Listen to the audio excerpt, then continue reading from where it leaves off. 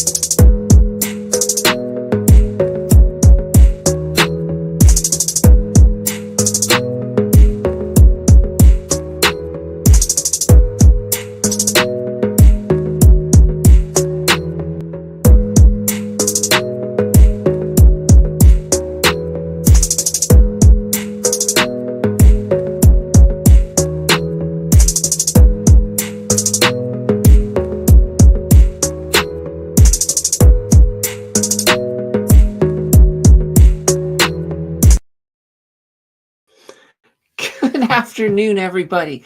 Welcome to a Friday edition of the Market Close. Today, last day of January, we're going to see how the markets close out on that month. We're also, oh boy, today's been a fun day. Holy banana bread. You guys did not even give me a minute. Not even a minute. We got that first. We got the first one in there. The Banana Bread Company is in with a super. It is a $2 super. And it's a hot dividend. Oh boy. So that, of course, means a couple of things. First of all, it takes us up to our total. The da bomb, 25 out of 25. It means I'm about to have some hot sauce. And in addition to that, it means that the Banana Bread Company, well, they are the GOAT. So they're the GOAT right now. Oh, wow. So you guys want to start off with the hot sauce right away. Not even getting into any of the charts or nothing. It's like, no, we just want to see some hot sauce happening. Well, let's give it a good shake. All right. Oh boy. This is not going to be fun. This is not going to be fun. All right. Of course, I have to get it to come out first. Oh, this is going to be really fun. This stuff is pretty thick. All right, let's give me a second. I'm going to try doing it here on something a little bit. Oh, there we go. Oh, it's oh, I can smell it already. Oh dear God. All right, guys. Oh man, this stuff is potent. All right. We have it. We have it. This is going to be tough, guys. This is going to be tough, but it's got to be done. Oh boy. All right, here we go.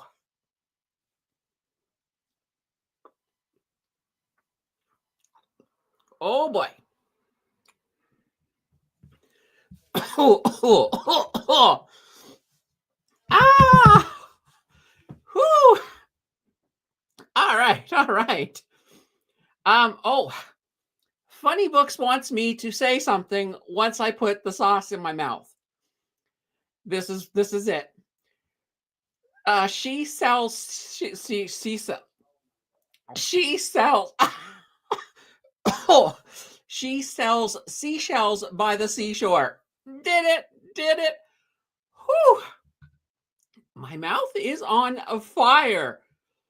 All right, I'm going to go to the chat before we even look at the market. Oh, man. Max says, happy Friday, everyone. Oh, it's building. Am I late? Am I late for Spicy Friday? No, you are not late. Oh, boy. Oh, this is just burning. Bismarcky says, TGIF, everyone. Mario is in the house with a good afternoon, everyone. And we got Lisa. Hello, everyone. We got Benny. Hello, everybody. Bleaks in with a hey. Oh, so those of you who are just joining now, I just had a teaspoon of the bomb. It's burning. It's building still. Oh, Mario, only one drop, please. Oh, yeah. It's too late to tell me that. It's too late. Jackie says, oh my, be careful. And Tom says, don't do it. Let's see, where is your water? No water. I have coffee, but it's hot. If I put hot coffee on this right now, I think it would be a disaster. William is in with a hello. Jackie says, you need a milkshake to cool you down. Yikes. Yeah. Oh, I can feel it on my lips. Yes, I did it. Ian says, need milk or ice cream? Talk stocks with me. TGIF and happy Friday, everyone. Jay says, what do you think about the Harvest new SMVP ETF? Ask me after the bell. Quite literally. All right, Bismarcky, I didn't think you were doing a market close today, but glad you are. Yes. I'm definitely glad that I'm here for a market close. There's a lot going on. Of course. All right. Whew. All right. And it's funny. I've seen people take less than what I just took on YouTube, and they've gone into hiccups and nearly convulsions. I'm handling this. Oh boy. It's probably going to be about 30 minutes before all the heat is gone. But oh boy. That was fun. That was fun. Is that sauce any good? No, it's not. It absolutely tastes like battery acid. Tom says, take a time out. We will still be here. A good old timeout. Well, maybe not so much a timeout, but guys, let's. Whew, oh, that's Ethereum. Let's get over to the TSX. Oh boy. Whew. Verena's, hi there. What is going on? Well, we hit our 25 out of 25 on the bomb today. So, Verena, you missed it. I just had a full teaspoon of the bomb. So, my mouth is on fire. And Lisa is right. That sauce is trash, but it's hot. It tortures. So, whew, all right. My mouth feels like the TSX right now. Look at this. Look at this red. So we started with a green day. In fact, when I made the thumbnail for this, it was green. I made a green thumbnail because it looked great up until two things happened. And this is kind of the big catalyst. Routers, they dropped a news report saying that the tariffs were not going to happen tomorrow, but had been postponed to March 1st. This got people excited. This got investors excited. So we were having a pretty good response to that. But then the press conference from the White House came out and they were like, no, they're wrong. They're wrong. Those are lies. All of it's happening tomorrow. It's happening tomorrow. So with that news, bang, we took a dive. We took a nice big dive. The markets have not responded well to the news that the tariffs are going ahead tomorrow. So tomorrow we get tariffs. The only question that's still up in the air is, will oil and gas get an exemption? Because Trump did come out yesterday and said maybe he's thinking about it. But he said he would let us know, and he hasn't. So we won't know. We probably won't know until tomorrow. My best guess, I think oil and gas will get an exemption, but I don't think they'll get it tomorrow. I think he'll go right across the board just so that he keeps his word for what he said he was going to do. And then probably within a week, I would not be surprised to see an oil and gas exemption come in. Whether it'll be a 100% exemption, maybe it'll only be maybe it'll be like a 10% tariff on oil or gas. Who knows what's in Trump's mind?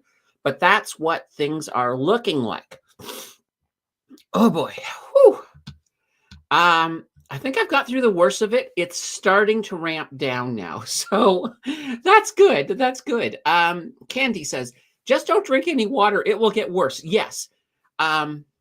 Water is the worst thing you can actually drink with hot sauce because it will just spread it around. So any parts of your tongue that didn't get any of the hot sauce are going to get it. Now, of course,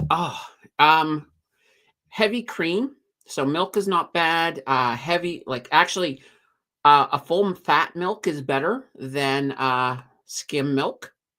Also, ice cream is absolutely really supposed to be really good for it. Tom has said I am now a new member of the Jackass show.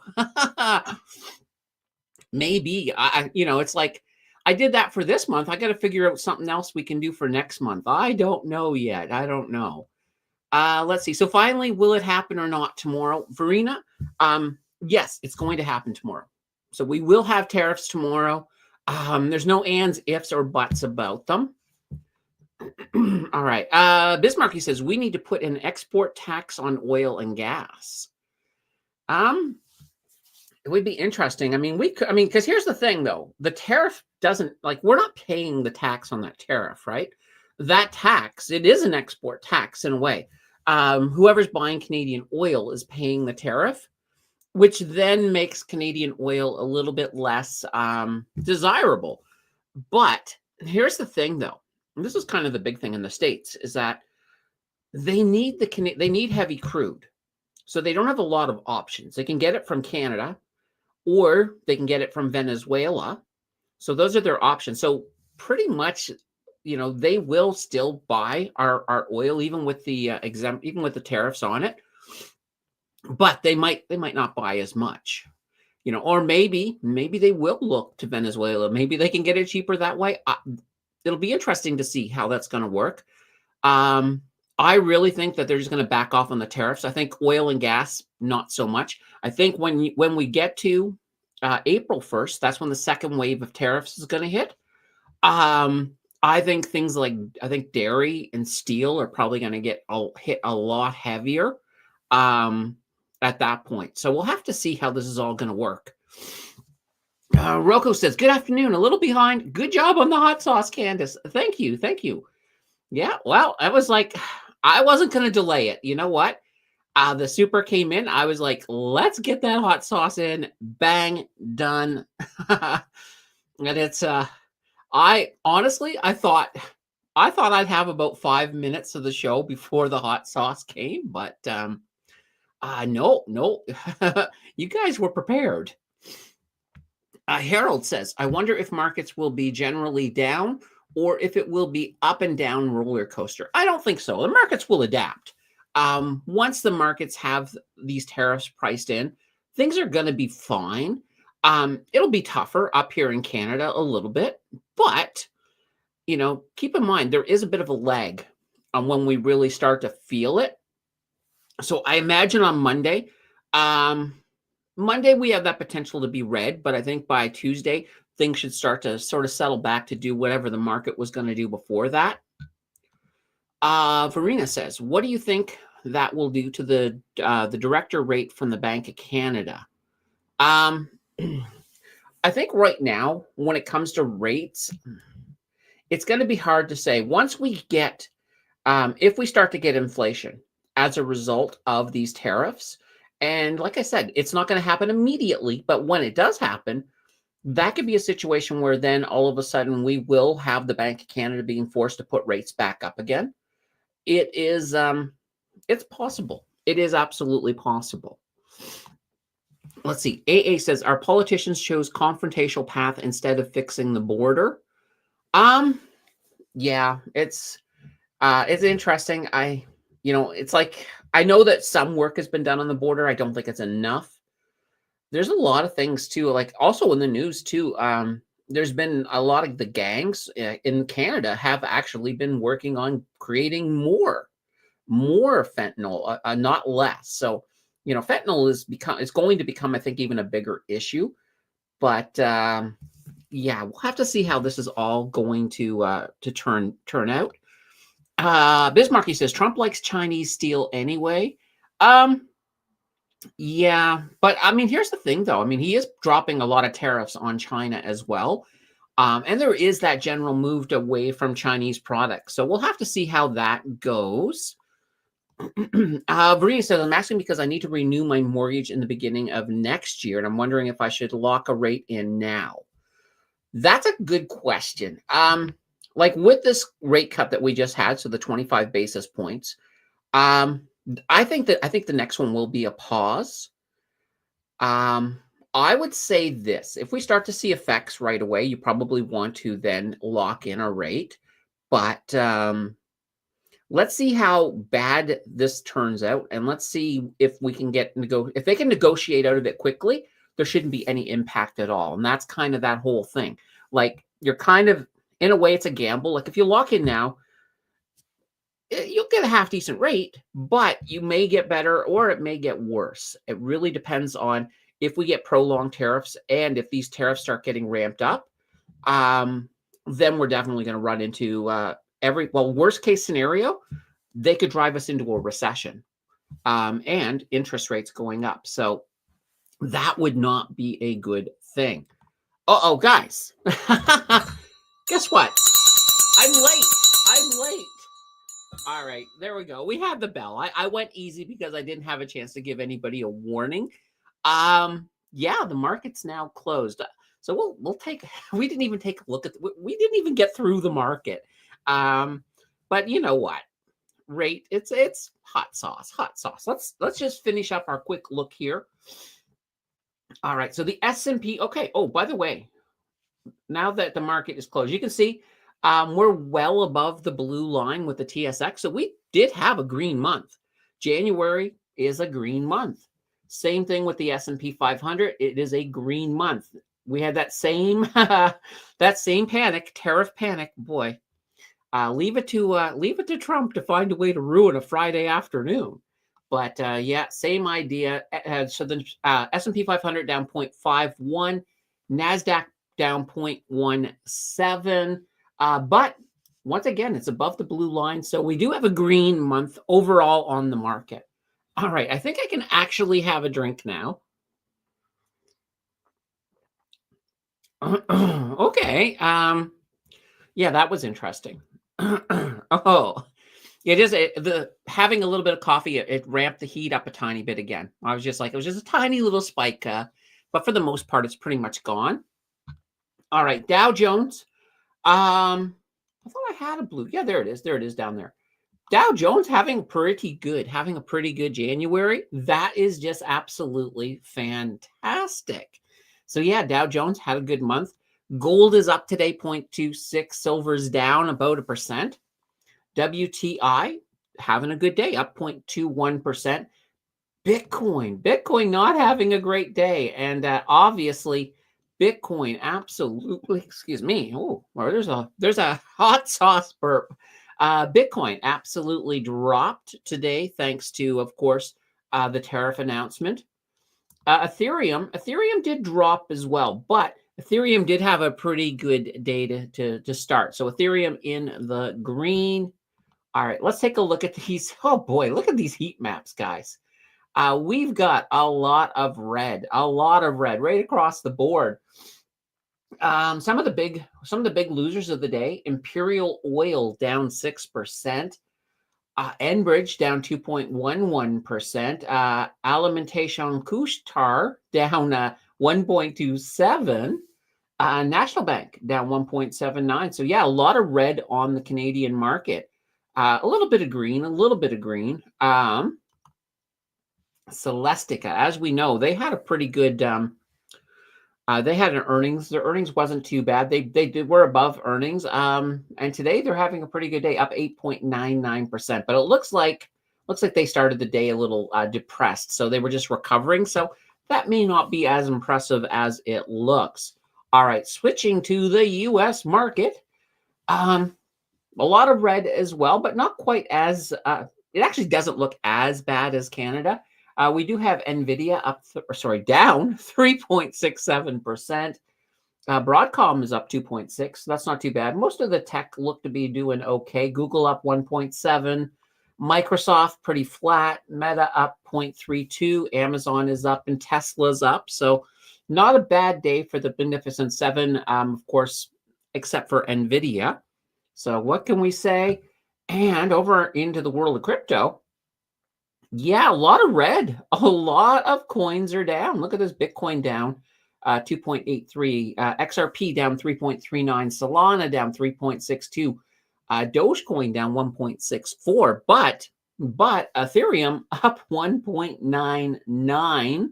Holy cow.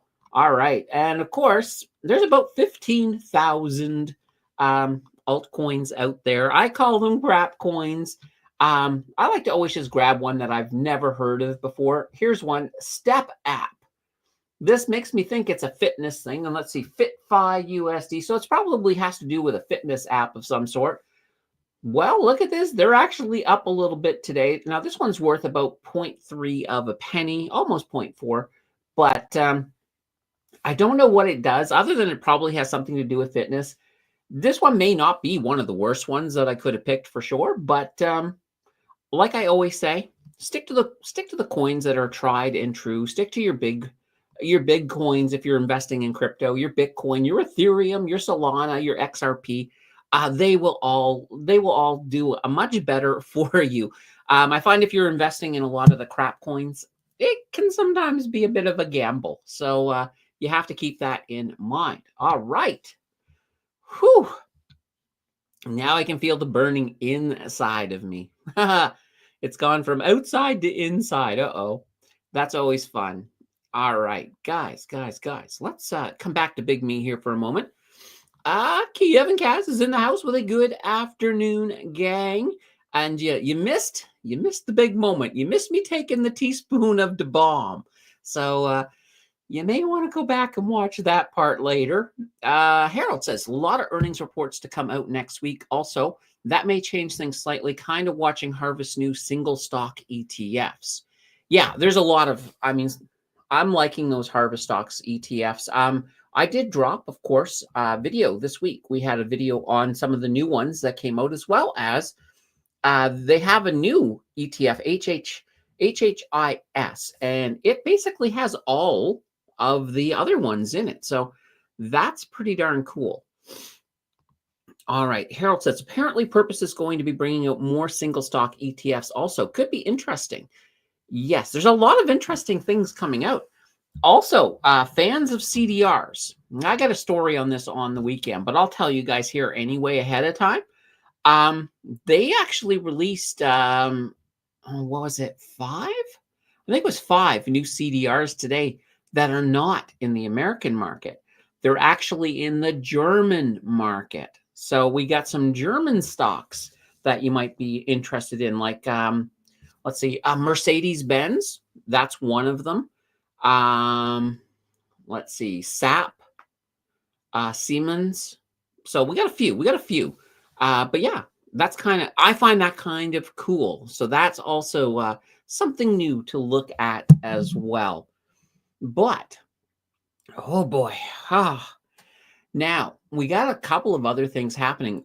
Interesting thing today, Carney has come out and said that if he gets reelected, or I guess elected, because he hasn't, it's not a reelected, but if he wins the election, he says he's going to drop the carbon tax. So that's interesting. And it actually kind of makes sense if you think about it. Pierre Poilievre is touting the next election as a carbon tax election. So if you want to have a chance at winning a carbon tax election, you probably need to be on that same page. So that's kind of one of those interesting things today. And another interesting thing that came out today. If you guys remember, the CRA was still planning to apply the new rules to capital gains. They have deferred that for a year. So they said they won't do it until 2026. That way we can have our election, and whichever government gets in can sort of sort that all out. So hopefully it goes away. It should. The other interesting thing this week, guys, is Jagmeet Singh. Earlier in the week, he said, I might support the Liberals again. And then he pretty much a couple of days later turned around and said, oh, no, I'm voting the non-confidence. So it's like he's doing the hokey pokey. He's putting his foot in, left foot out, spinning all around, all of that. I don't know. So we'll have to see whether or not that turns, whether or not he actually does support.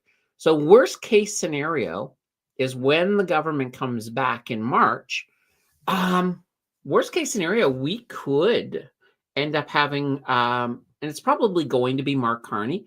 We could have Mark Carney as the prime minister until October if those NDP keep on supporting the current government. Hopefully not. I think it would be fine to have an election. Now, we are having an election in Ontario, so that did happen Wednesday. So Doug Ford has announced the election, and the ads I'm starting to get enumerated with. I was actually getting enumerated with ads ahead of time. So it is, it's coming. So we will have that first, and who knows, we might hopefully have a federal election soon after that. So we'll have to see how that all turns out. Canada says and that to Trump. I can't say that on YouTube, but that should be the name of my show. You can't say that on YouTube. That would actually be an interesting title for a channel. Oh, I don't know what you would want to. It would have to be some kind of a comedy channel, I think. Sort of like those of you who are old enough. They used to have I think it was a Canadian show. You can't do that on television. It used to be sort of a skit show geared towards younger folk. But that used to be funny. Only thing I can really remember from that is the girl getting slimed all the time. But hey, let's see. AA says they imposed carbon tax and now they are promising removing carbon tax if they are elected again. Do they think Canadians are fools? Yeah, I mean, it's one of those things that I don't think there's anything that they can do to win the next election. I really don't. Even, even having carbon, I was about to call him carbon tax Carney. Even having Carney in there, I still don't think they can win it. I think what the Liberals right now are battling for is official opposition. That's what I think. But I will say, there have been some polls that have suggested that the Liberals have improved a tiny bit with the whole word of Carney. Chad says tariffs will backfire in his face. Yeah. I think that it's one of these things that I don't think they have thought through these tariffs well enough. And, thinking that by creating tariffs, you're going to all of a sudden completely turn around your economy. To me, that's not a good thing. I don't think that'll happen. But what can we say? Let's see. Trump imposed 10%. Let's see. That was early 80s. Oh, whoops. Here we go. Let's see. On China. Okay, yeah. So, all right. Yeah, early 80s. You can't do that on television. I was like, what was the early 80s? Let's see. On China, China put 75% on US. Yeah. I mean, yeah, it's going to be crazy. And I mean, part of it, as I understand, I mean, one of the things that Trump wants to do is he wants there to be more companies setting up in the US to, to basically to manufacture and to do stuff, because then, you're not looking at tariffs. Now, I do know, and I can't remember the name of the company. There's a Canadian pancake company. Now their biggest growing market right now is the United States.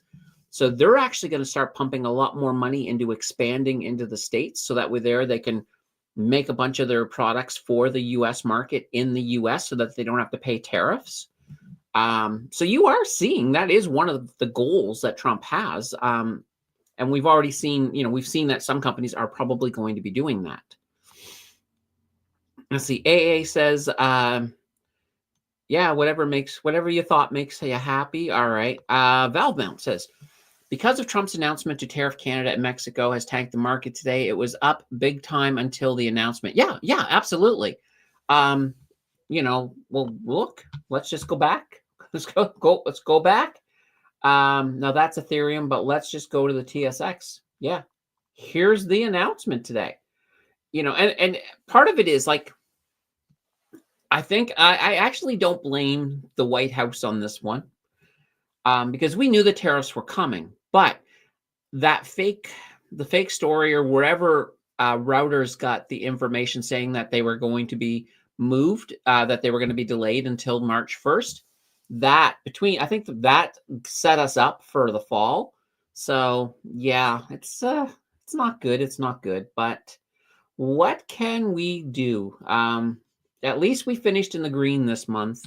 At least we finished in the green. And Chad says, I personally won't buy any product from the USA. I won't shop Walmart, no more Superstore or Loblaws.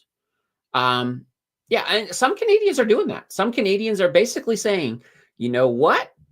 You want to tax Canadian products? We just won't buy American products. In fact, Doug Ford has already told the liquor stores in Ontario that if these tariffs happen, so starting tomorrow, to take all of the U.S. alcohol off the shelves. Don't even sell it. So yeah, it's going to impact things. It will absolutely have a major impact on Canada. There's no way around it. There's really no way around it, guys. It's going to be interesting, to say the least. So definitely to say the least. We'll have to sort of see where this all ends up, but right now, it could be interesting. Now, another big thing is, of course, the Canadian government is already talking about supports. We don't need supports. I mean, yeah, there's going to be people laid off. You know what? That's what EI is for. I don't think if somebody gets laid off because, their company is heavy into exports, well, they can go on EI. I think the Canadian government should be at this point, because, you got a bit of time. You could extend the amount of time they could be on EI if this is a prolonged strike. But if somebody gets laid off because of the strike, go on EI. That's fine. We have it there. It's there for stuff like that. The government really needs just to be focusing on, doing what the U.S. wants. For right now, they're still claiming that this is all about, a border security. So let's beef up that border security. Let's keep it going. Let's stop fentanyl from going into the United States. Let's do what they say. But the thing is that there are deeper issues. I know that, for example, one of the things that they want to do, the U.S. feels that our dairy farmers are really, really dominating.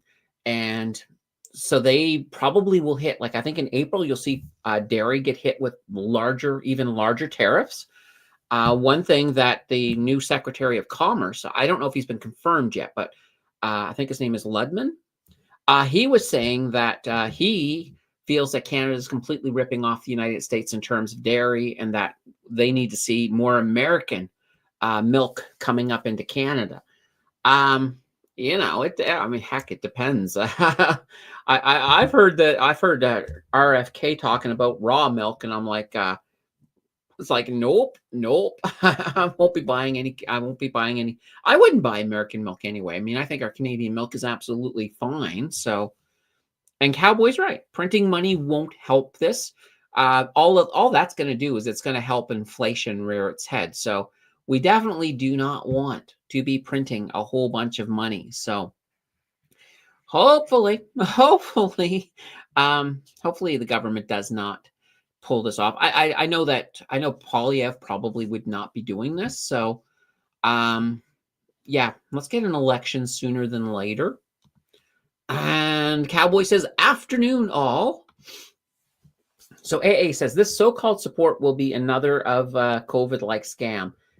Yeah, I mean, the only thing that will be interesting is I believe this time around they will have at least, they'll make it a little bit harder for people to abuse it. Like, I think you will have to prove that you've been laid off.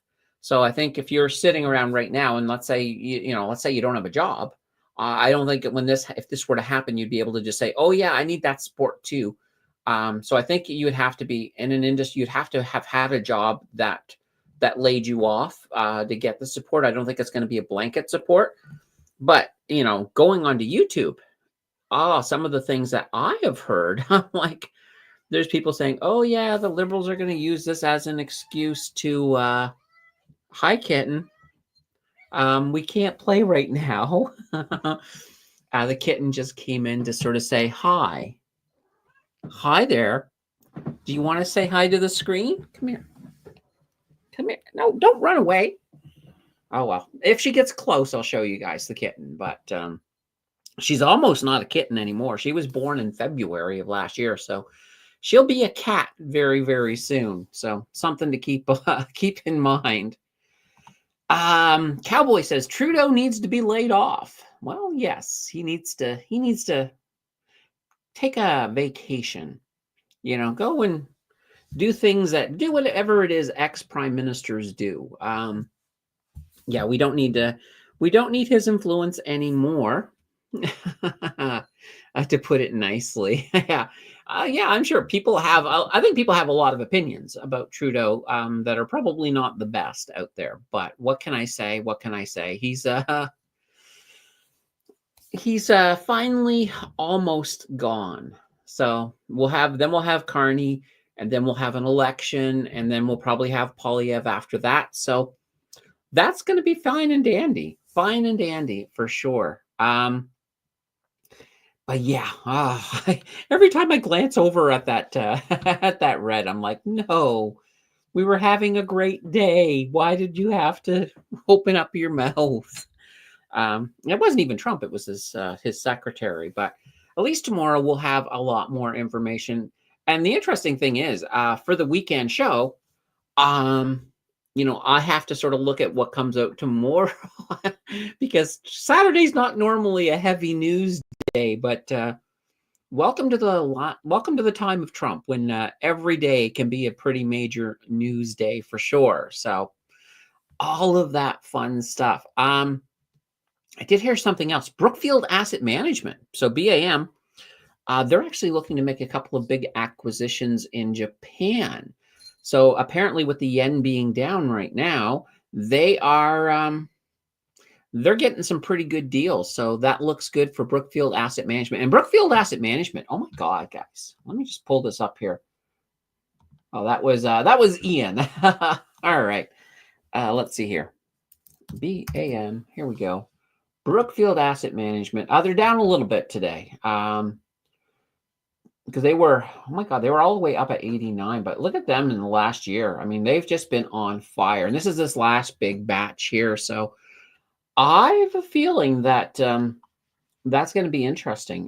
Brookfield Asset Management, one of my favorites for sure. One thing too, somebody asked me about oil and whether or not these tariffs, if they do hit oil initially, could that be a good buy the dip opportunity for companies? So like for today, I did a video for CNQ. So that's out there. If you haven't seen that, catch that after the stream. But here's that thing. I would be paying attention if you're looking to get some good entry points on oil. If that tariff does start, we might get an initial drop in some of the oil stocks. And that would be a good opportunity if you're looking to add some oil to your portfolio. So that could be really, really, really neat. All right. And seconding that to getting laid off. All right, Chad said, sold some Tesla and all of my ZID, BNS, and EQB today, parked it in cash ETFs. As well, simple lowered their cash account to 2%. Yeah, I saw that. I got the email about that. Yeah, and that's that thing, guys. It right now, while you do have some profits sitting around, if you have, like I will say, I know the 0 to 100K is coming out on Tuesday. But I did take at least, actually took some profits off of BAM. And it doesn't hurt to start looking at your cash positions and sort of start thinking about the next bear market. Because depending on what Trump does, depending on how far these tariffs get out of control, we could be looking at a path to a bear market. We're still in a bull market right now, and if these tariffs go away quickly, we could still have a pretty good 2025. But, that potential is there. And it's always something I think as an investor is to be wary of. So if you're not at least putting a little bit each month into your cash position, I would recommend that you do that right now, that you start just keeping a little bit on the side. And then when we do, and even if we don't, let's say the tariffs go away and everything is fine and dandy. Well, fine. Even if you've been putting some cash away, by the end of the year, maybe let's say in 2026, we do finally move into a bear market. Well, that cash, you can then use that to start buying some of the deals that will be available then. So, it's one of those things. It's one of those things. And I like this. Seabass is saying, I'm in for the long term. This is just a blip in an investor's life. He's gone in 4 years, hopefully. Yeah, hopefully. Here's what the funny thought that I keep having is that in 2028, one of his sons will run, like Don Jr. Definitely not Eric. I don't think anybody would vote for Eric, but it could, you never know what could happen. It could be very, very interesting. All right. Let's see. Sritakis says, I don't think our economy is going to be able to endure the massive job losses that will come due to the tariff. So many people struggling to find jobs already, and now this. Oh no. And keep in mind, like Doug Ford has come out and said that if the tariffs go ahead, we'd be looking at about 500,000 people losing their jobs in Ontario. That's just Ontario. And obviously, if those tariffs do increase and get rougher as we go, yeah, there's going to be there's going to be job losses. Unemployment's going to be crazy. Worst case scenario, we'll definitely go into a recession with this if we can't get something resolved sooner than later. So yeah, it's not a good scenario. And that's why I was saying, like, Canada was looking good before these tariffs came along. Mary is in the house. So guys, that means I have not asked you for 43 minutes, but now you got to hit the like button. I'm going to have some coffee while you do that. Oh, very good. And Mary, you missed the hot sauce, the beginning of the stream. My teaspoon of Da Bomb. It was, I can feel it in my belly. Whenever I drink, I can feel it. Oh, gosh. Oh, yeah, that doesn't feel pleasant. It does not feel pleasant. Oh, boy. Chad is waving. All right. AA says, I don't think tariffs will be sustainable in the long term. No one wins in this fight, but it will be worse for Canada. Yeah. No, tariffs are not sustainable. There have been presidents in the past that have tried tariffs as a way to fix all of the financial issues of the states, and it's never worked in the past. So it's not going to work. Donald Trump is going to cause some chaos. Now, I'm just trying to think of the amount of chaos that we're going to see, I think, in the States is absolutely crazy. So I don't know. This is going to be very interesting. I think long term, this will be very, very interesting. And I will say this, whatever happens in the next 4 years, It'll be something that kids will be learning about in school, probably, probably even within a decade, because it'll probably have some very big impacts. I think, you know, boy, it'll be interesting. Bismarck, he says, can we kick out all American hockey players?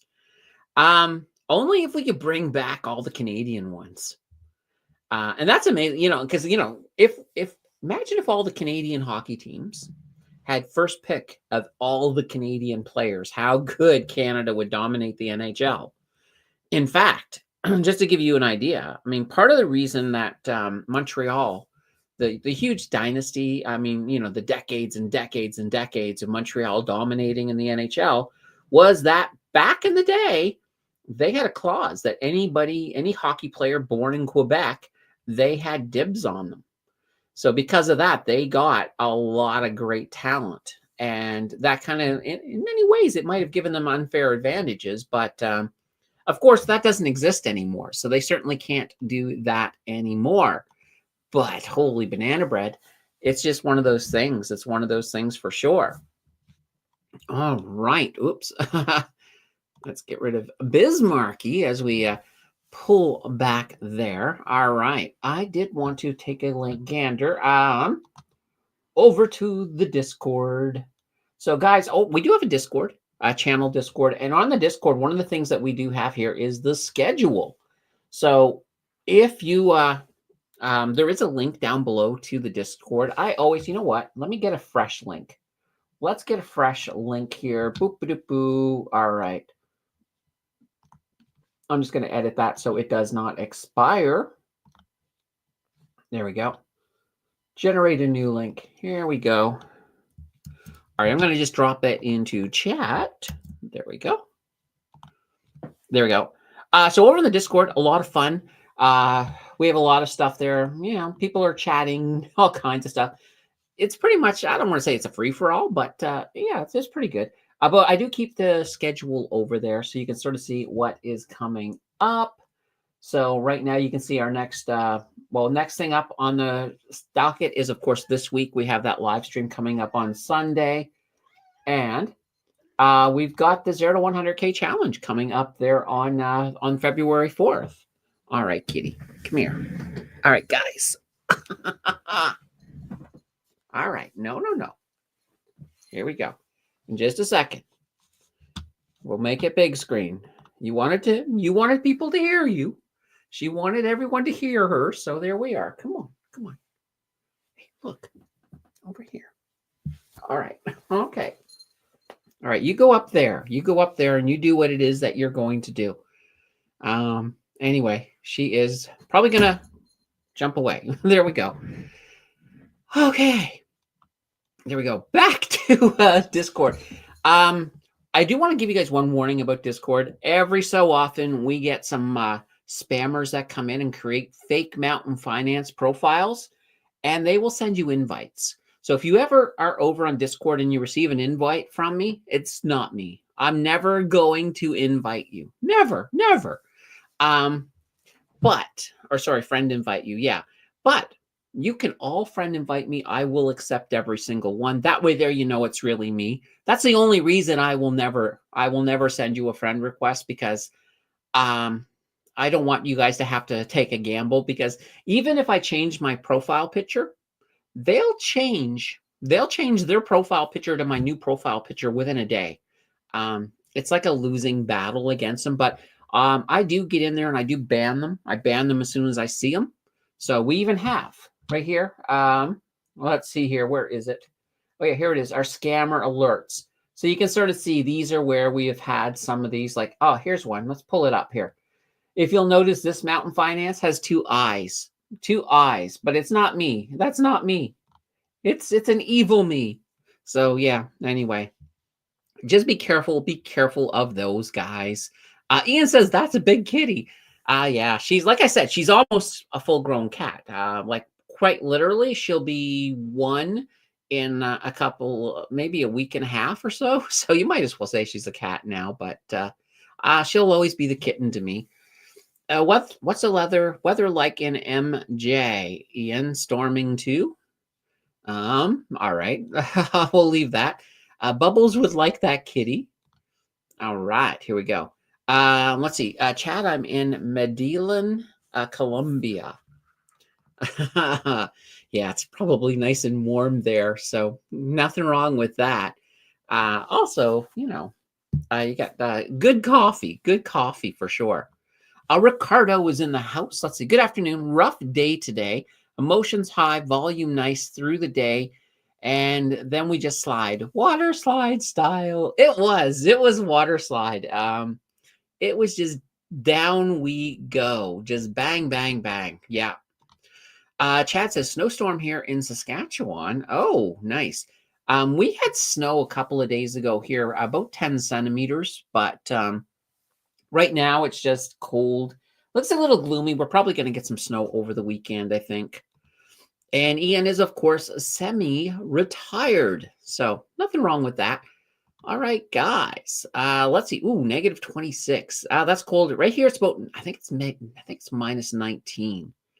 So gotta say. Guys, if you got your final questions, get them up. Doesn't mean we're leaving right away. That depends on you guys, obviously. The more questions that get thrown my way, the longer we're here. I'm gonna have some coffee while you guys figure out what questions you want to throw out.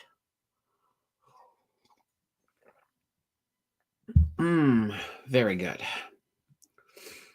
All right. Ian says, because I manage my own stocks, I changed my dating profile to say I'm a fund manager. Getting more dates now. That's fantastic. Nice. I never thought about that. Yeah. Well, you see, here's the thing. If I had a dating portfolio or profile, sorry, I would put myself down as the CEO of Mountain Finance because I do have Mountain Finance registered as a business name. I do have that. It's not an official business, but the name, I do have the business name. But I could definitely do that and just say, yeah, YouTube personality and CEO. There we go. Of course, then when I don't show up in a limo, yeah, it wouldn't go well. All right, Gallardo. Hope I said that right. What's a good brokerage to trade stocks in Canada besides Wealthsimple and Questrade? Okay, it depends on who you ask, but I will tell you. Outside of those, I kind of like National Bank, and I'll tell you why. So National Bank, of course, is they're one of the big six, but they're also commission free. You can set up U.S. accounts; it doesn't cost you any extra to do that, and you can use, of course, use the good old. Oh, my mind went blank for a moment, but what was I going to say? Oh. Norbit. There we go. I'm blaming that on the hot sauce, not the age. That's a hot sauce one. But yeah, you can use Norbit's Gambit over there to move cash from Canadian to American. And the fees of doing that is much lower than any kind of conversion fees. So that is another one that I do like. And I like the fact it's commission free, of course. Some people are starting to like Moomoo. I haven't caught on yet. I know Moomoo has they actually asked me to sponsor. I think they wanted to sponsor me. I said no to them a couple of times. But some people are starting to move on to them, and I might take a second look at them. But I'll tell you, I'm very happy with between Wealthsimple and National Bank. I've been quite happy. Let's see. Thanks for giving me an idea. And there we go. Yeah, Chad's mentioning Moomoo. Let's see. EQ Bank. Well, EQ Bank is great. Let's see. Moomoo has wire fees. No, and this I don't know. I can't actually tell you exactly how much the fees are on Moomoo. I think the thing I didn't like is my understanding is that I think it's and Ricardo mentions it here, Chinese owned. So that's kind of one of the things that sold me off of Moomoo. And there are fees. Like they don't have, they do have commission fees. I don't think they're not huge compared to some places, like compared to the big six, they're not, or the big five. I'm gonna say big five instead because National Bank has no fees. So Let's see. Fidelity, please. No commission and no fees on majority of trades. Yeah. Oh, another one as well. And some people really like them is Desjardins. So Desjardins also has no fees. But if you're doing like faster turn trading, I find Desjardins has a lot of bells and whistles. So, but some people really like it. Some people do really like it. Let's see, Chad. Canadian and T-shirt just released a video, Wealth Simple versus Moomoo and Quest Trade. Yes, absolutely. So that would be a good one that you could get an idea about Moomoo. And in a way, like, and I think Canadian and T-shirt sort of touches on this in the video. It depends on what you're investing in, right? Like if you're investing mostly in U.S. stocks, then Wealth Simple is probably the worst place that you could be holding. Whereas if you are, whereas Moomoo and Quest Trade are both really good for US trading, and National Bank also pretty good, I think, because if you can do the Norbit's Gambit, I think that's pretty good too. Ian says, I only changed it because I might stay here and need to explain how I can live here and not have a job. Okay, fair enough. Fair enough. Will this tariff situation not incentivize people in Canada to invest in US stocks alone? It's interesting. It will be interesting. Like, I don't think, like, here's the thing. When it comes to investing, right? Maybe some people will be like, you know what? I am going to invest in US stocks because Canadian stocks right now are going to be a little bit down. But you have to look at it this way, too. It depends on what your goals are. If you're looking on the long term, if we do see Canadian stocks come down a little bit in some of the companies, because especially heavy export companies, then we're going to see a situation where, it might just be good times to get in there. That would be kind of a fun thing to do. But it could be an investing opportunity that way. So if you think about it long term, if things go down, you buy at the bottom. These tariffs are not going to be forever. Worst case scenario, they're 4-year tariffs. That's absolute worst case. I don't think it will happen that way. But it's hard to say what the heck Trump is going to do. Trump is a bit of a wild card this time around. And I told people that before this election. I said, before he took over, I said, yes, Trump is going to be a bit of a wild card. I had to fight a little bit of a pushback. I had some people say, well, he's been in before. We've seen what he's like before. But it is different this time. In his first term, Trump had more people around him that would be telling him no. Now he does not have those people who are telling him no. He has a lot of yes folk around him completely. So he's basically untethered this time. Last time he was tethered. So this time he's untethered. Hopefully this time he doesn't get a stupid idea like nuking a hurricane like he did last time. People told him that was a bad idea last time and he backed down, thankfully, but who knows? Tim says, do you have a merch website? Can I order a Candace pillow? I can curl up with this fetal position when the tariffs hit. Yeah. I'm working on the merch site. I do have one product on it, but I do have to put, I know that, who was it? It was either Funny Books or Missy who asked me to do a beaver with a, that's not too shabby next to it. So that is one I have to get. And I know somebody also wants me to make just a bag with the Mountain Finance on it. So yeah, I got a few that I do have to start putting together. That's going to be sooner than later. Cowboy, the way the markets look could be buying time. We'll be sitting on stock like hatching eggs. Yeah, exactly. I mean, if this continues to get worse, if you've been putting away cash, you may get your opportunity to use it. All right. Oh, another one of those. I could tell it was there was heat in that little burp. So yeah, it's that the bomb. Let's see. Big 50 says, good day, Mountain. Wishing everyone a super weekend. Well, I hope you have a good weekend as well. Ian says Enbridge was hit hard today. Let's take a look at Enbridge. I've not looked at Enbridge today. All right, ENB, here we go. All right, Enbridge. Oh, look at this. Look at this. Yeah, look at this, 64 to 62. So, yeah, Enbridge took a little bit of a beating today. But now, mind you, Enbridge has been doing fantastic, and they'll rebound from this. You know, I do like Enbridge. Let's see. What do you think about premium income barrier defined outcome fund for downside protection? All right. What do you think about premium income barrier? It's, you know, and it's the whole idea. Like, one of the ideas with covered calls is that, you know, the premiums that you're getting on them can provide you a bit of downside protection because, you know, they're going to absorb some of that. Some of the extra income you're going to create basically compensates you for some of the value that the stocks are going down.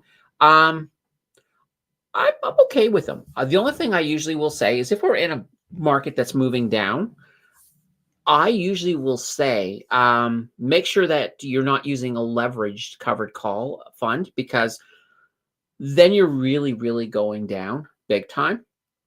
And here's that other thing. Oh, I haven't used the whiteboard yet today. Let's buy in. If you've got a market in the music store that matches what's playing. What? Alexa, be quiet. All right. So if you've got a market that's headed down, so we'll just say this is what your market has done, right? So if you got a bunch of these covered call funds, right, and then the market is finally finished, it's turned around, it's going to head back up. Well, one of the problems with the covered calls is that on the way up, you're going to have, of course, you're going to be hitting strike prices like crazy as you're moving into a bull market, and you're not going to get the same value. So if you started, let's say you started up here at $10 on a covered call fund, you went down to, and we'll say at the bottom, it was like 6. We'll say it had a bad trip. It had a bad trip, but I'm just using that as an example. By the time you get back up, you won't be at $10 at the peak of the next market. You might be able to get back to 8. You might. But you know, that would mean that you would have lost $2 basically because of strike prices being hit on the way back up. So one thing I will say is if you were on a covered call, let's just say you were on, you know what, let's give you this here. You were on ENCC. So let's say you rode ENCC down.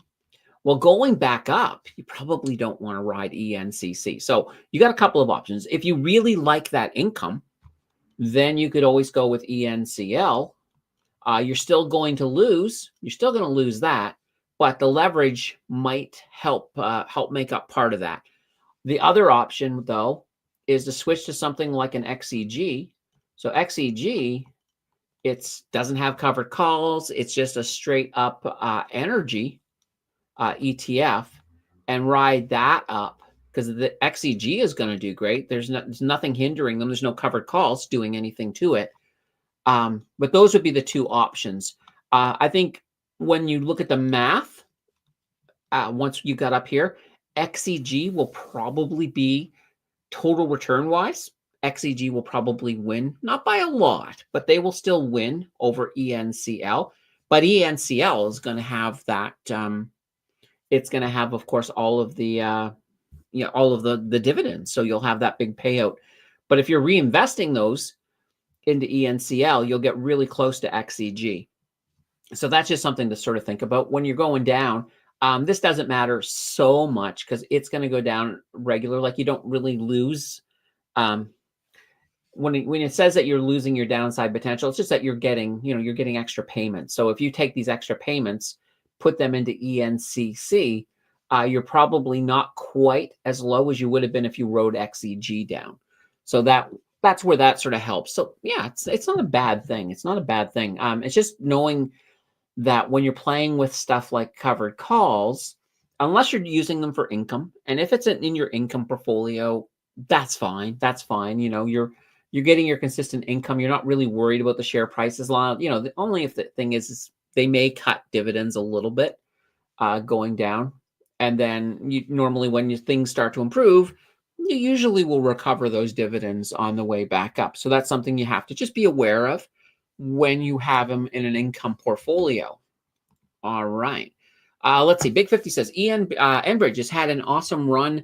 How hard did it get hit? So yeah, and like I said, we just sort of looked. It's not really that bad. It's not that bad. Like you look at this run, bang, and there's a little tiny little dent there. And all of the stocks from today, they will recover, of course. There may be a bit of sluggishness, I think, on Monday. Monday potentially could be red, but they should recover by midweek. Even with the tariffs, most of these stocks should be, back where they should be. Like it will take time for the effects of these tariffs to really filter into the system.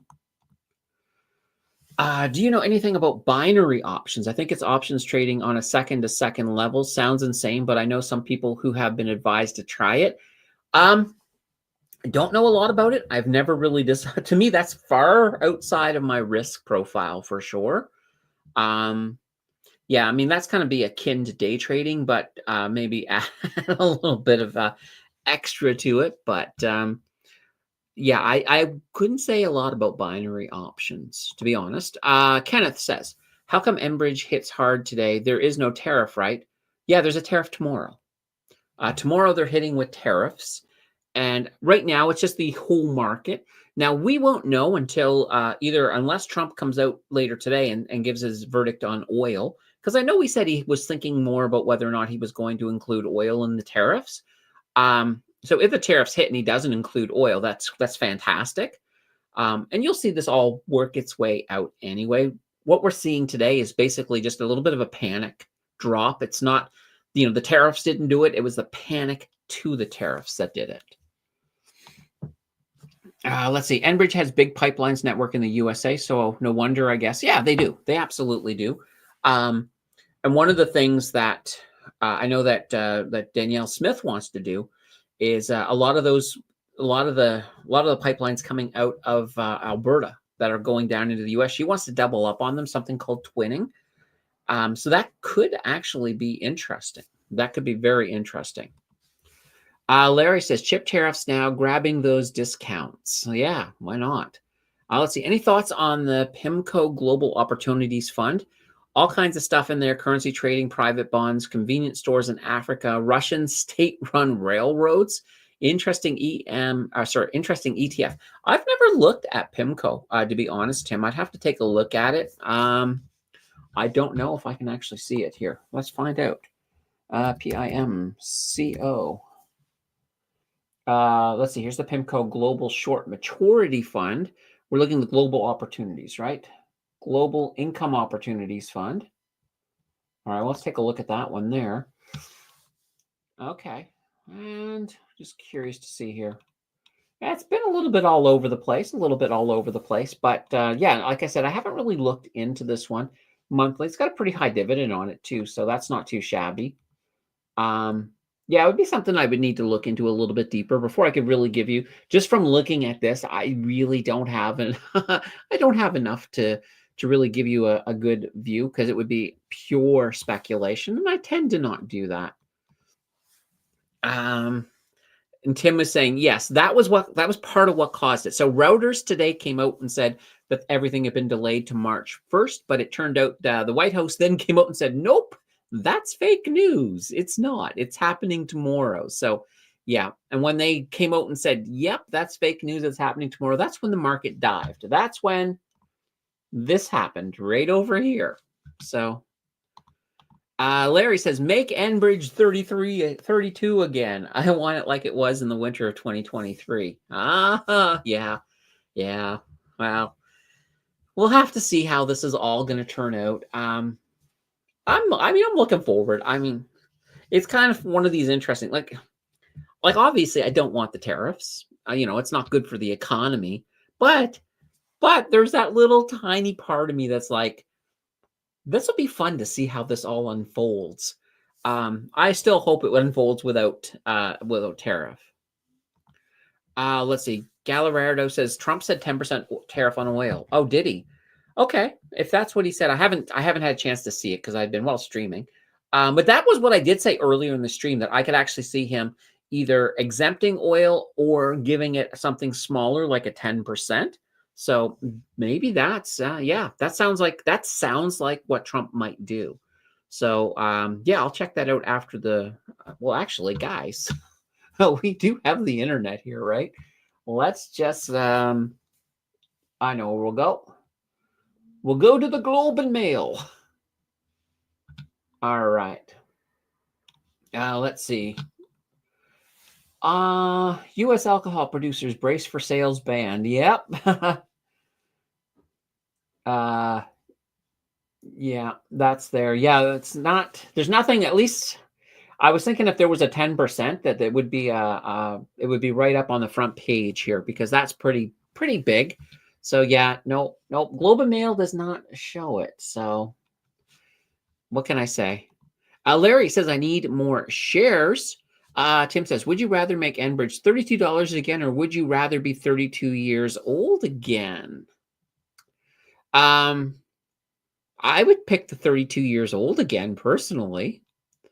Yeah, for Larry. Larry's 33, so it's like, I'm not, yeah, a year? Come on. Make it 22 and you got a deal.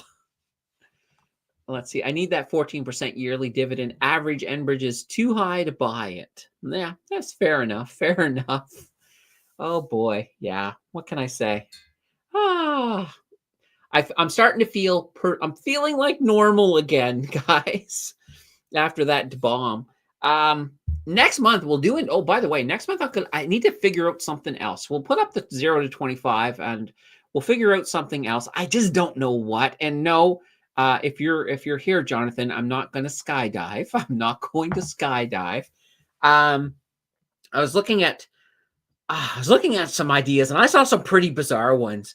Like for example, on Amazon, you can buy these spiced. I think they're spicy with cheese mealworms. I'm like, oh my God, that's disgusting. I was like, should I eat like a meal? Yeah, I don't think I want to even entertain it, but I've got until Sunday. By Sunday, I'll come up with something on something that will do. I don't know. ENS is Enbridge only. Yes, so ENS is a split core that invests entirely in Enbridge. So with ENS, let's get over here. They have a pretty good dividend on them as well. So here is E-split core. And these are their Class A. Yeah, and see, they did the same thing that that Enbridge did today. But yeah, they have a 10.526% yield on them. It's a monthly dividend. So 13 cents a share. Whoops. Ian says, I'm only averaging 9% right now. Oh, as in 9% income? Like when we're looking at your dividends. So, you can probably get that up. You can probably get that up. But keep in mind too, if you get a lot of growth happening at the same time, like take a look, like, one of my favorite little stocks here, not a little, but EIT. I love EIT. Now, EIT, you're only getting, a 7.747% yield. But I mean, just look at them in the last year. They've had a lot of growth. Now, keep in mind, this is an aberration for them a little bit. Now, maybe the management team has been doing a really good job. Maybe this will keep going. But I'm always realistic with them when I look out 10 years. They used to mostly be, and even if you go out 15 years, you can see that they, for the most part, they occasionally have a peak, but for the most part, they tend to be fairly flat income stock.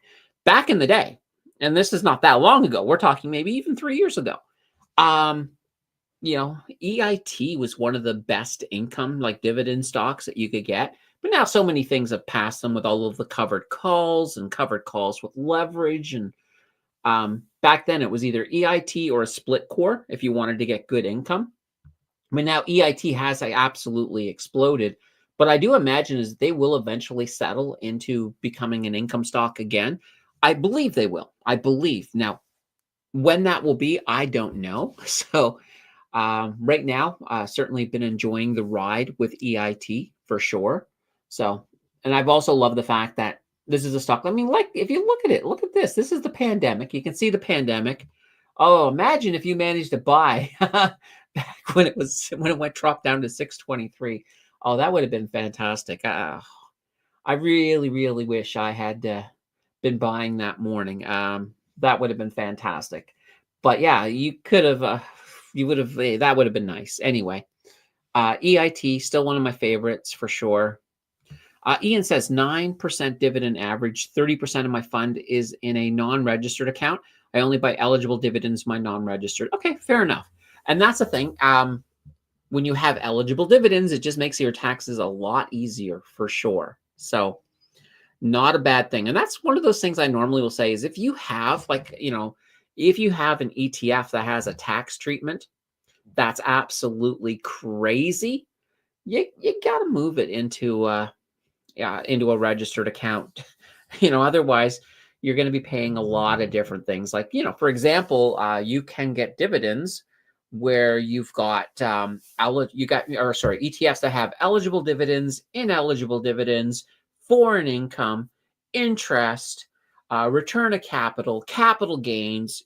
I've seen it where you can get like 5 or 6 different things, and each one may be treated. Well, they all have specific cases in how they're treated tax-wise. So that's always something to keep in mind that it adds up. It adds up. Ian says, I'm happy with EIT, waiting for a dividend increase. A lot of people have been waiting for a dividend increase. And for the longest time, I didn't think that it was possible. But I will say, with the growth that EIT has been having, the fact that that their payout ratio is lower than they like it to be, makes me think that there is that possibility. And I'm not saying that we're going to have it. No, we probably won't. But I will say that it's not a 0% chance right now. I would say that there's probably maybe a 5% chance, that we'll see it.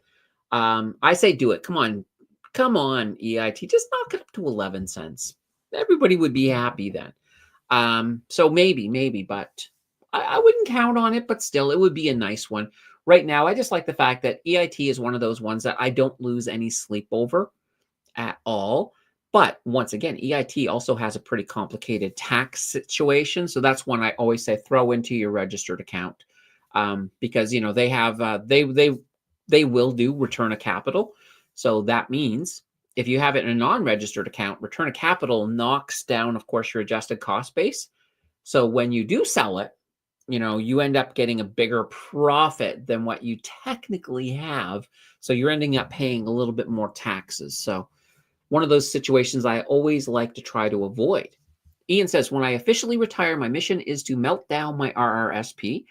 Too many people in retirement with a big RRSP for the estate to pay tax on. Yeah, absolutely.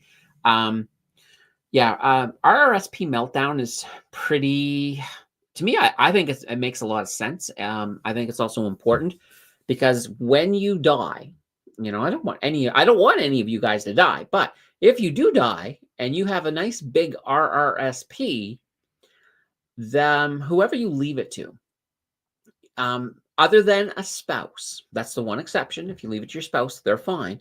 But then when they die, they'll have the same problem and they won't have you to leave it to.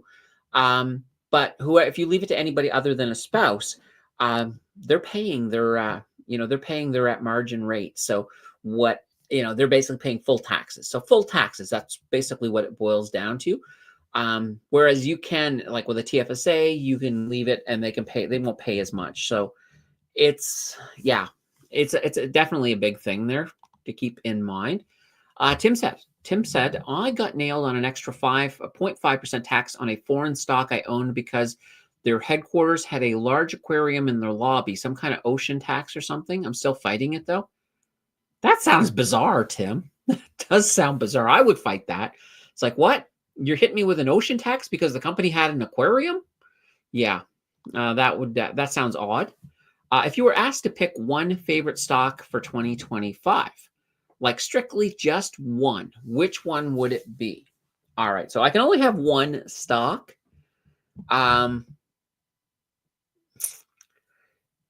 That's a good question. If I could only have one stock, none others, only one, this is probably what it's going to be. XEQT. It's a ETF. because they are pretty much one of the most well diversified, and you can see they move.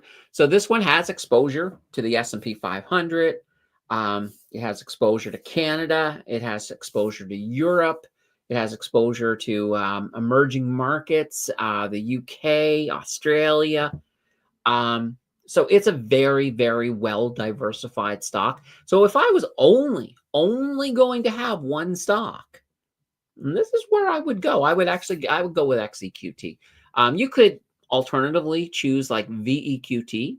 That's the Vanguard version of this. I think BMO has a version as well, ZEQT. So yeah, I would go with simply an all equity ETF if I could only have one. Because now, if it has to be a stock, and I'm back in trail. I went to an ETF. I kind of like, it's like I sort of didn't take what you asked. You said stock. I went to an ETF, so it's kind of like I'm cheating. But if I can only have one stock, all right, I'll show. Well, we've already had it up today. I would go with Brookfield Asset Management. So as you can see, I mean, they've exploded in this last year. And the reason I would choose a company like Brookfield Asset Management is that, once again, I'm not getting diversity, and buying one company it's hard. I don't like that. But at least with a company like BAM, they're investing in a lot of other companies, which gives me a lot more exposure, provided Brookfield is fine. And Brookfield is a huge company. They're not going anywhere. They're not about to falter in any way, shape, or form. So yeah, if I can only have one stock, it would be BAM. If I can only have one ETF, it would be XEQT. Now, guys, those are my choices. Your choices can absolutely be different. I've done my due diligence. Have you? There we go. There's my disclaimer. Ian says, I could swing it not to, if I could swing it to not pay any tax in retirement, but my RRSPs would outpace my withdrawals. Taxman would like that. Yeah. That's kind of one of those things. So, I mean, when it comes to, quite literally, guys, and I've mentioned this before, but hey, there might be new people here. So, here it is, my whiteboard. So when it comes to investing, all right, so you have, of course, you got your RRSP, of course. This is your retirement fund. All right, you got your TFSA. All right. Now you can have other things like a home, like your tax-free home account and all of this other things. I'm not worried about that. But if you're looking at it from this perspective, so here's my priority. So priority one is RRSP matching.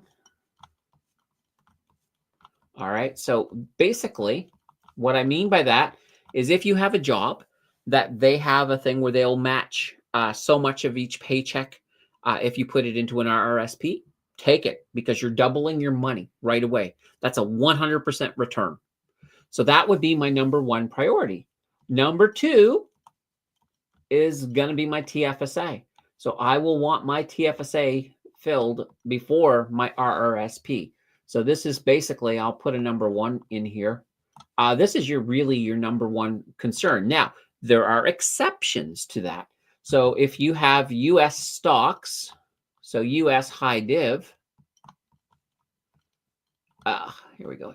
High div. It's so hard to spell with a mouse. U.S. high div. You want to put them in there for sure. That's just one exception that's in there for sure. That's kind of the priority that I would take, because it makes sense. It makes sense to go that way.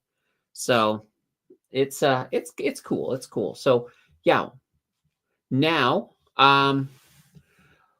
ideally, all right. So let's say when you get to retirement, let's just say that at retirement, we'll say you have a full TFSA. I'm going to change colors for this here.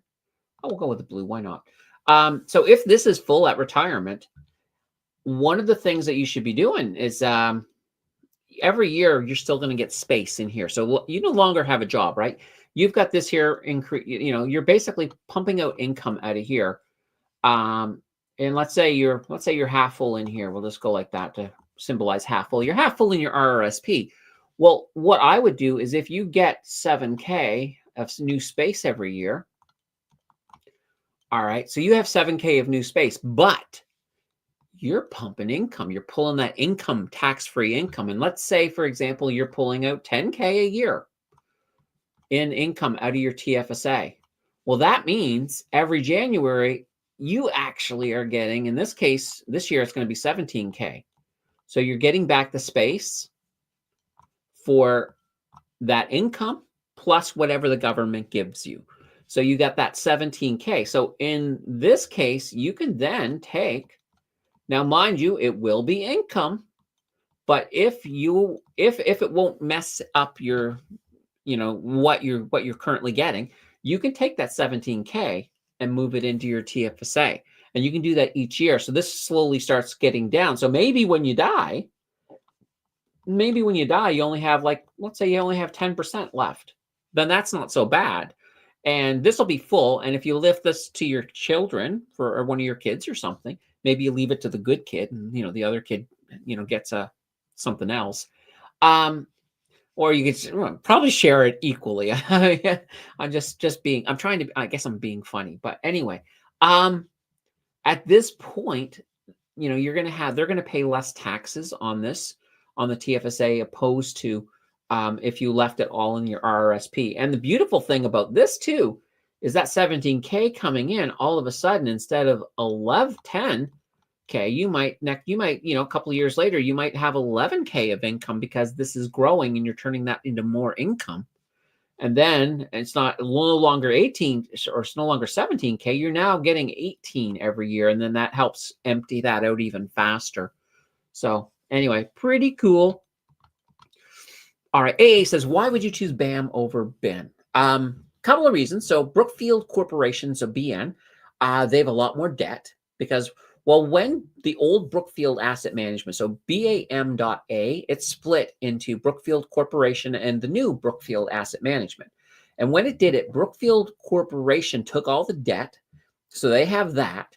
In addition to that, they also have any of the physical infrastructure that they own, so that the physical infrastructure goes into Brookfield Corporation, while Brookfield Asset Management, they just invest in stuff, and they're investing in pretty much premium stocks. And that's why they sort of look at BAM as being a premium. So the company is geared towards BAM being a premium stock and being basically doing better. BAM is designed to do better than Brookfield Corporation. Now, Brookfield Corporation had a fantastic year this year. They came pretty darn close to beating BAM, but BAM still won on the total return. And I did do a battle that most of you didn't watch. I only say that, that's kind of facetious, but it's like whenever I do battles, nobody watches them. But I did do a battle between the two, and BAM did win. So yeah, definitely check that out, AA. I think that will explain why I chose BAM over BN. But yeah, Ian says, I see BAM and I think I missed the boat. Could not see myself buying it at the top like that. That being said, it might keep going. It might keep going, but it is due for a correction. It's absolutely due for a correction. So if you're looking for an entry point right now, I probably would just hold off a tiny bit, see if we get the correction, or at the very least, set up a dollar cost average in. So if you don't get the correction, at least you're still getting a pretty fair price. Tom says, looks like 10% tariff on oil from Alberta. I'm sitting on 100K in ENCL. Time to sweat. Well, 10% is not that bad. I would have been worried. At 25%, I would have been sweating for sure. But 10% is not that bad. So let's see what happens. Okay, 10%. I like that he did 10%, not 25. So, and let's see if we actually have this in here now. Because I know somebody mentioned it earlier, and we went over to the Globe and Mail, and we had nothing there. We still don't have anything. Come on, Globe and Mail. You know who might have something? Let's actually go to, whoops. Helps if I go to my news tab. Let's go over to BNN and we'll see, because they normally. All right. Yeah, here we go. Developing. Trump is giving details on tomorrow's tariffs. Well, that's not a very flattering picture of Trump. Oh boy, it looks like he's angry, or he's having trouble passing something. I'm not sure. All right. Okay. Let's see here. Let's see. Tariffs on oil and gas are likely by. Okay, so it may be that oil and gas doesn't even get hit until the 18th of February. That's even better. Okay, okay. I need to read this for the full part. I'm not going to read it here with you guys, but I like that it says that tariffs on oil and gas are likely by February 18th. So that would be good. That's at least a small reprieve for oil and gas. All right. Let's see here. Yeah, it doesn't really break it down too much here, but at least we know no matter what, we got a small reprieve on oil and gas until the 18th of February. So that's not too shabby. That's not too shabby. All right. Ian says, without the RRSP match, I recommend if you make less than 50K a year. Yeah, exactly. Fill the TFSA first. By the time you fill that up, your working income will be high enough to justify the RRSP. That's what I did. Yeah. And the other thing, too, is if you do have that 1 year where you just make a crazy amount of extra money, and it's going to drive your way up tax bracket wise, there's nothing wrong with then taking a little bit of that, throw it into the RRSP, because it helps lower your taxes at that point. You'll still have to pay for the taxes later, but it's not a bad thing. Ian says, I've only got 21K of ENCL, probably less soon, will be less of a problem once it loses 40%. Let's see. Tim says, Europe was asking for oil and gas from Alberta. Trudeau said no. Will the tariffs cause the government to reconsider a pipeline east so oil can be shipped to Europe? Or do we need to wait for an election? Honestly, I don't think the Liberals will let that happen. So I would say that we need to wait for an election on that one. And yeah, Chad says, talk to your MPP. Ian says, I've got bank, TF, and ENCL at similar cash values in my TFSA. My new strategy is to reinvest my dividends into whichever one is lowest, keeping them even. And just because you mentioned bank, bank will be the next Evolve one that I'm going to do. So the EBIT one, I sent the third the third version of it over to Evolve. So hopefully, if they're okay with that one could be getting out as early as this week. And then bank will be next. They're next on the list of ETFs to do for Evolve. And those of you who are wondering, what are you talking about? Evolve is going to be sponsoring the channel. So I'll be doing the occasional sponsored video for them. So EBIT is going to be the first one. And guys, even if you don't like EBIT because they're sponsored, I'll just say, please just watch. Just, give them numbers, make them happy that they picked me. That's all I say. It is a good ETF, though. I do like them. So we'll leave it at that for now. Oh, guys. All right. We went an hour and a half. Not bad for a Friday. So, guys, we will be watching things tomorrow like a hawk once we get more information. Definitely, we will be going over. We'll be going over whatever happens tomorrow on this week, because that's our weekly news live stream, and that one normally goes for about 2 hours. Last week we went about 2.5 hours, but it will be fine. So we'll be back here on Sunday. You guys have been awesome. Definitely love it. And of course, we had fun at the beginning with the hot sauce. So we'll have to figure something else out. Oh, the subscriber sponsored video that will be available on Sunday as well. And we're taking it back to the regular $20. That 25 was just 25. Nobody took it last time, so we'll take it down to 20. Anyway, we'll get that all going for you guys on Sunday. Until then, guys, enjoy your weekend. I'm gonna try to enjoy mine, and I think I don't feel any more of the hot sauce, so I think everything is okay on my end. So until next time, guys, have a fantastic night, and I'll see you guys Sunday. Bye, everybody.